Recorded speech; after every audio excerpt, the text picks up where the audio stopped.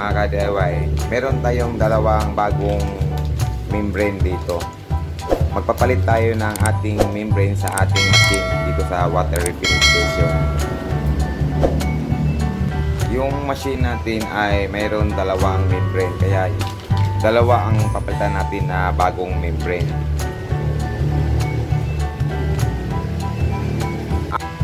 Kaya tayo magpapalit ng bagong membrane dahil yung flow rate ng ating product ay nasa 2 gallon per minute na lang. Papakita ko sa inyo kung ano ang flow ngayon ng ating machine.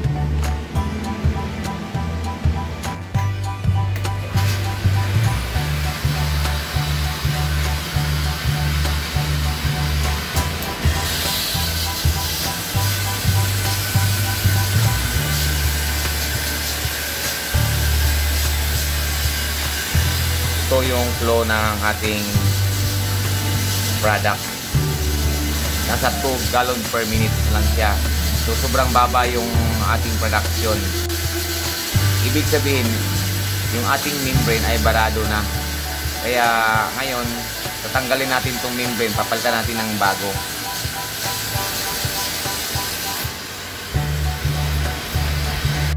Yung membrane housing ng ating machine ay nakapwesto sa likod. So ito siya, itong dalawang housing ng ating membrane. Ang gagawin natin ngayon, buksan natin itong sa taas, tanggalin natin yung dalawa para makuha natin yung membrane.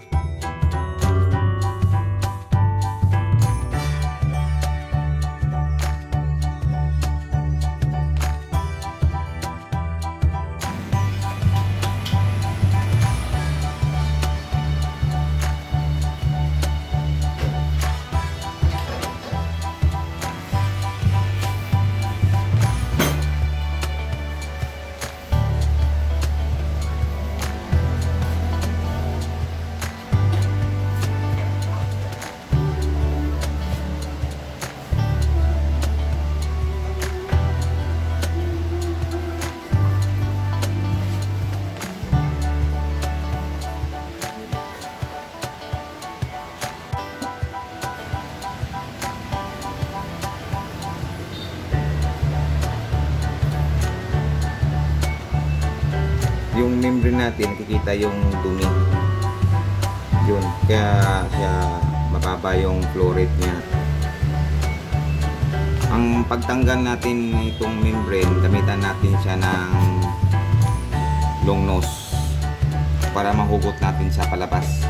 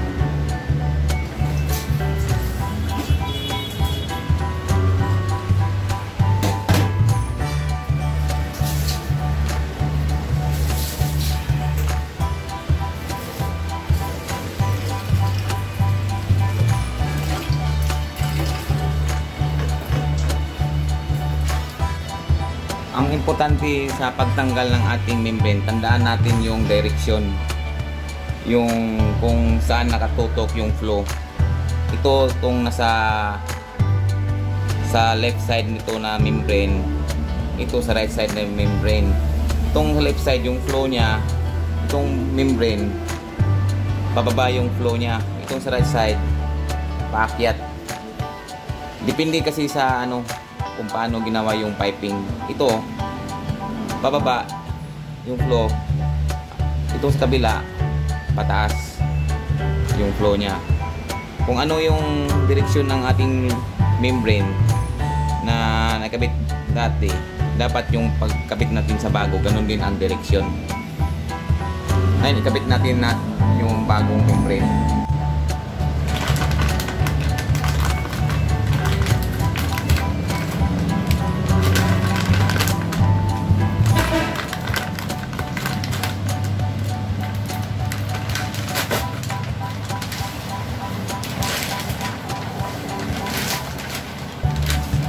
Itong mga rubber seal, lagyan natin siya ng petroleum jelly para dudulas lang siya pag lagay na natin itong ating membrane doon sa housing niya.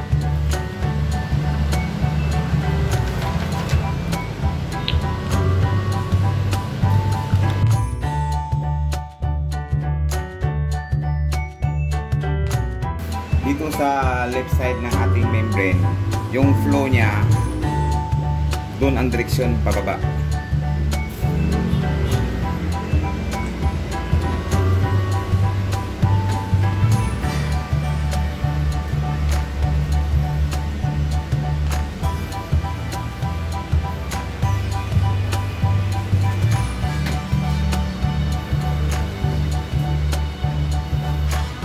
Tapos idiin na lang natin siya.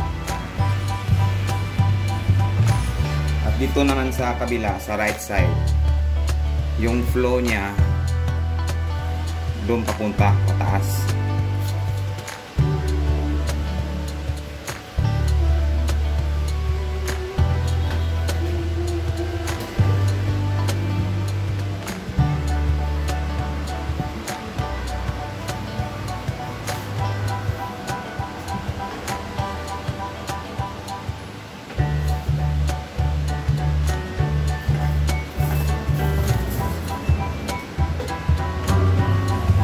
Bago natin ibalik tong takip ng ating membrane housing, lagyan natin siya ng petroleum jelly para pag susunod na magtanggal tayo ng membrane, hindi tayo mahirapan magtanggal ng takip niya.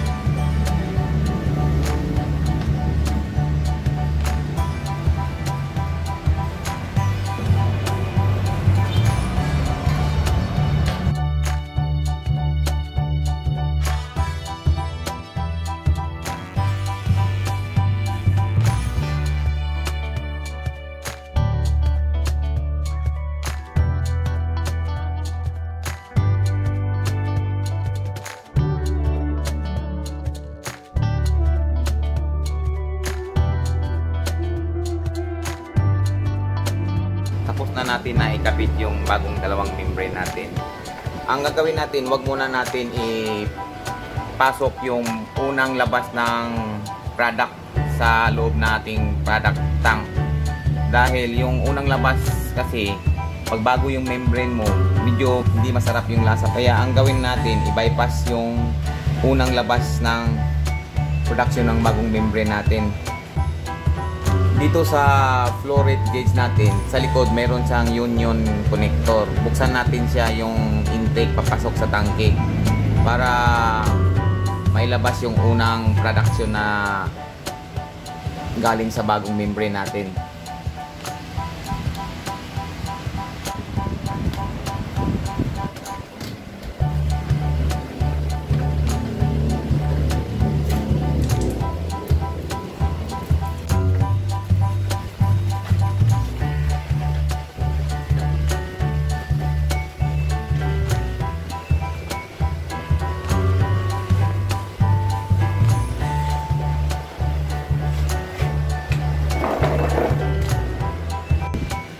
Ngayon, buksan na natin yung ating machine.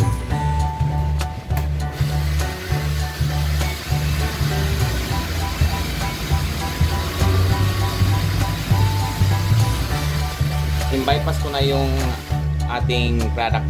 Dito sa lalabas. Itatapon natin yung unang labas ng ating product.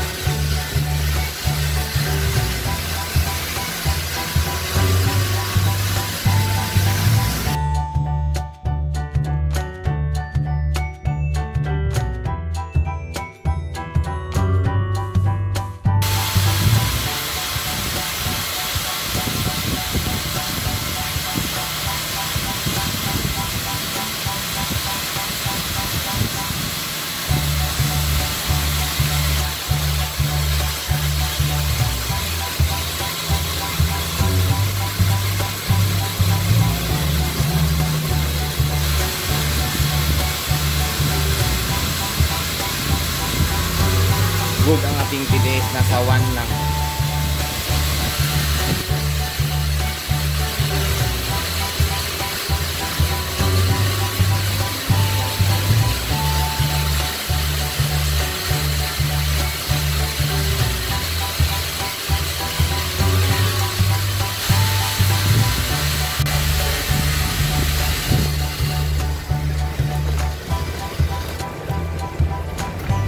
So, pwede na siya. Ikabit na natin ulit yung ating yung cooking natin.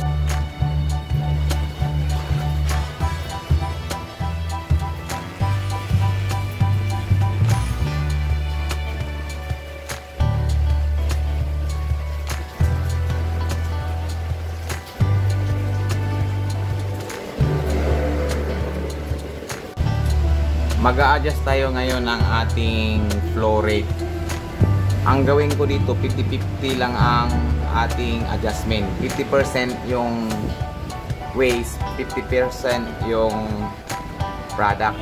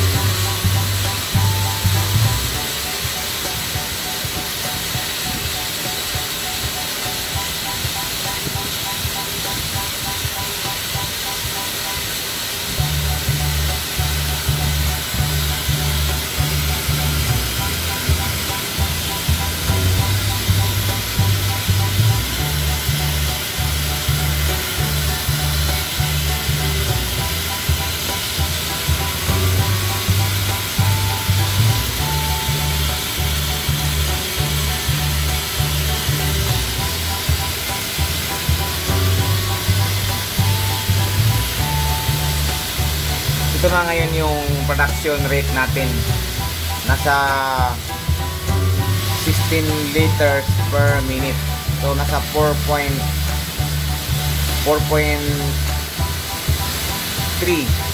gallon per minute yung ating production rate natin. So ito yung bagong kalabasan pagbago yung ating membrane. Yan, mataas yung ating flow rate. So pag ito kasi mas matipid tayo sa kuryente dahil mas madali mapuno yung ating product tank. Kasi pag mas mabagal yung flow rate, mas malakas sa kuryente dahil matagal mapuno yung ating tangke. So ngayon, ito na yung ating final na production rate natin ng ating product water. So 50-50 siya, 50% yung waste, tapos 50% yung ating product. So hanggang dito na lang. Like and subscribe na lang sa aking channel. Maraming salamat.